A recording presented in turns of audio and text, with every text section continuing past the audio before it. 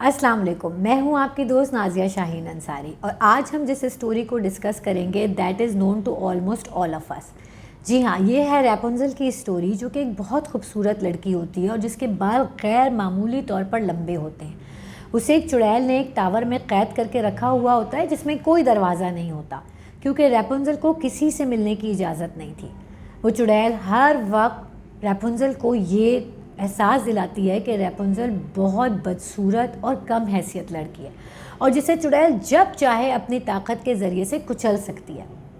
रैपुंज़ल इन बातों को सुन के बहुत उदास रहती है और अक्सर दर्द भरे गाने गाया करती थी।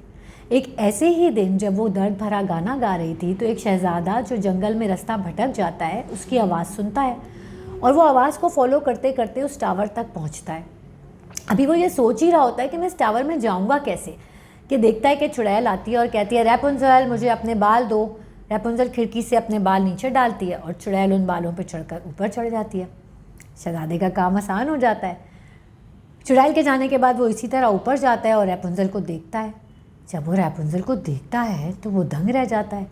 वो उसको कहता है कि तुम्हारी आवाज़ जितनी खूबसूरत है तुम मुझसे कहीं ज़्यादा हसीन हो और मैं तुम्हें यहाँ से निकाल कर ले जाना चाहता हूँ और मैं फ़लानी जगह का शहज़ादा हूँ, क्या तुम मुझसे शादी करोगी? अब रैपुंज़ल तो राइट अवे शहज़ादे की बात को रिजेक्ट कर देती है। क्यों कर देती है? क्योंकि रैपुंज़ल ने कभी अपने आप को देखा ही नहीं होता और वो एक शख्स जिससे उसका इंटरेक्शन होता है वो हमेशा उसे ये एहसास दिलाता रहता है कि वो तो बहुत बदसूरत और कम माया लड़की है।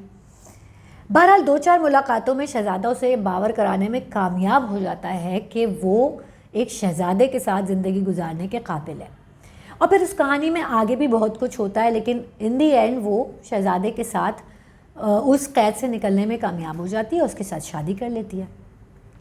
अब जब तक मैं बच्ची थी मेरे नज़दीक इस कहानी में जो बिगेस्ट अट्रैक्शन थी वो रैपुंज़ल के लंबे लंबे बाल थे, लेकिन जब मैंने शऊर की मंजिल में कदम रखा और इस कहानी को दोबारा पढ़ा तो मुझ पर यह बात वाज़ेह हुई कि इस कहानी में एक बहुत गहरा सबक है जो कि हम में से अक्सर लोग अपनी ज़िंदगी में अक्सर फरामोश कर देते हैं और जिसकी वजह से हम बहुत नुकसान उठाते हैं। वो सबक क्या है?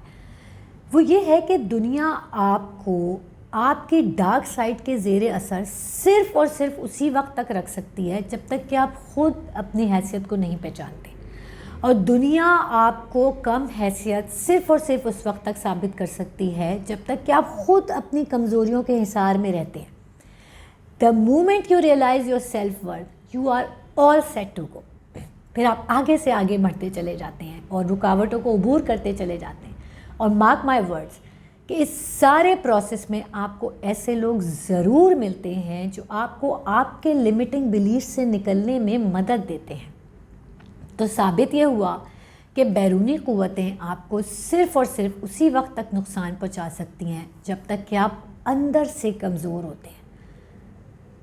जब आप अंदर से मजबूत होते हैं तो फिर आपको शिकस्त देना इतना आसान नहीं होता।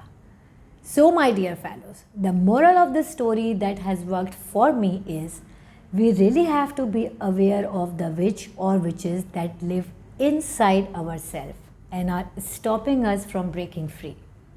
Thank you very much.